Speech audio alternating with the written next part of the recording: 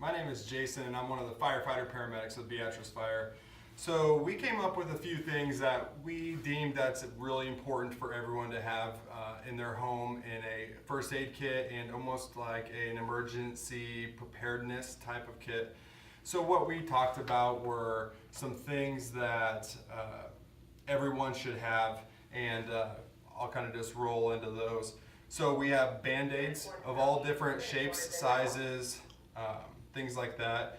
Gauze, there's all kinds of different kind of gauzes you can have. There's different strips that are just squares. There's also roll gauze that you can wrap around an extremity, types of things like that. It's also important to have tape to secure the gauze in those kind of situations if you need to. Scissors, tweezers, having alcohol wipes or any way to sanitize those wounds that you could be potentially covering up. Neosporin, like a triple antibiotic, that's important to get on there so you are fighting infection right away. Keeping a thermometer, and then of course just some over-the-counter medications such as ibuprofen, Tylenol, aspirin, Dayquil, NyQuil, cough drops, Benadryl, just those types of things that you could potentially need in any situation. So here's an example of a first aid kit that we like to keep around the station. Inside this first aid kit, we have some really valuable materials that are used in small emergencies. We have all sorts of different Band-Aids. We have burn gel. We also have antiseptic wipes to clean wounds. That way we can fight the infection like I was talking about. We also have a CPR shield. This is a mouth-to-mask or mouth-to-mouth barrier, so you're not spreading diseases if, for say, an emergency you had to give someone CPR. We have sterile eye wash that we can rinse our eyes out if we happen to get into any chemicals or anything like that.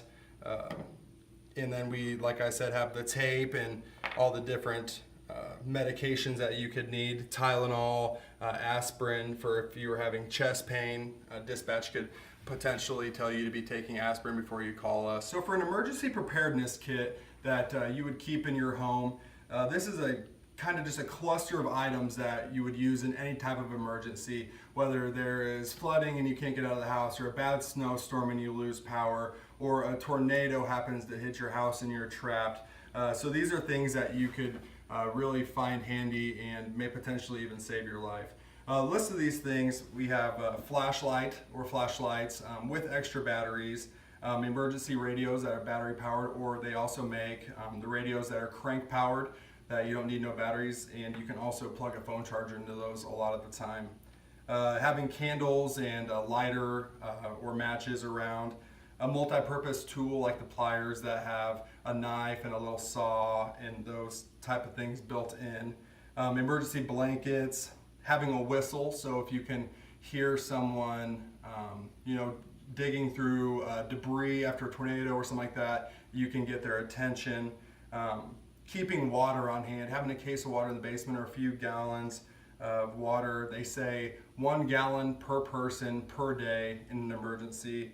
And then also keeping non-perishable food items around is also big because you got to eat in those situations. And don't forget to have a can opener if you have canned foods. That's extremely important. So if you get to store all these things in a duffel bag or some type of backpack, or even like one of the big totes that you may put Christmas ornaments in, but keeping that all in one place so it's ready if you ever need it. And also don't forget to keep your prescription medications together. So in a case of emergency, you can grab those and they can come wherever you're going. And don't forget to look over your kit and your supplies.